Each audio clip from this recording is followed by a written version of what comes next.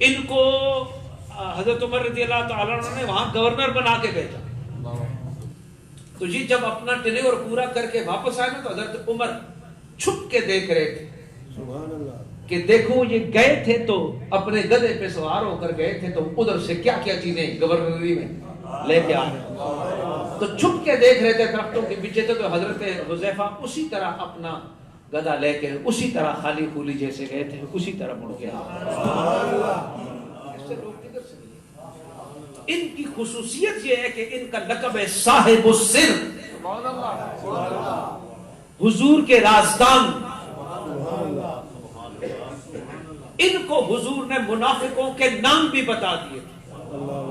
قیامت تک جتنے فتنے ہونے والے ہیں، فتنہ گیر کون ہوگا، ان کا گرگا لیڈر کون ہوگا، اس کا نام کیا ہوگا، اس کے باپ کا نام کیا ہوگا، اس فتنے میں کتنے لوگ شریک ہوئے، سب حضرت حذیفہ کو. اس لیے جب کوئی شخص فوت ہوتا تو حضرت عمر کہتے کہ دیکھو اس کے جنازے میں حذیفہ نے جانا ہے کہ نہیں. اگر حضرت حذیفہ جاتے تو حضرت عمر بھی جاتے، ورنہ وہ سمجھتے کہ یہ شخص منافق مر گیا، کیونکہ حذیفہ پھر منافق کے جنازے میں نہیں جاتے.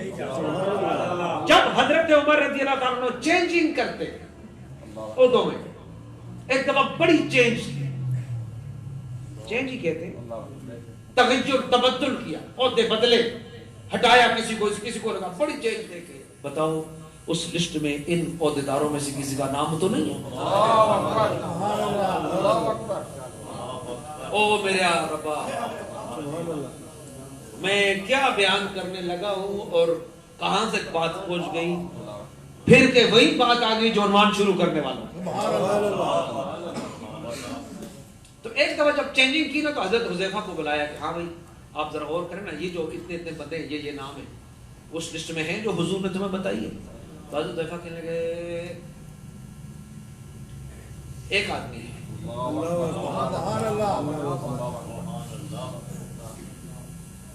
لیکن تقویٰ دیکھیں، ایک آدمی. حضرت عمر کہنے لگے کون ہے تاکہ میں اس کو ڈسمس کر دوں، معطل کر دوں. فرمایا میں غیبت کرنا پسند نہیں کرتا.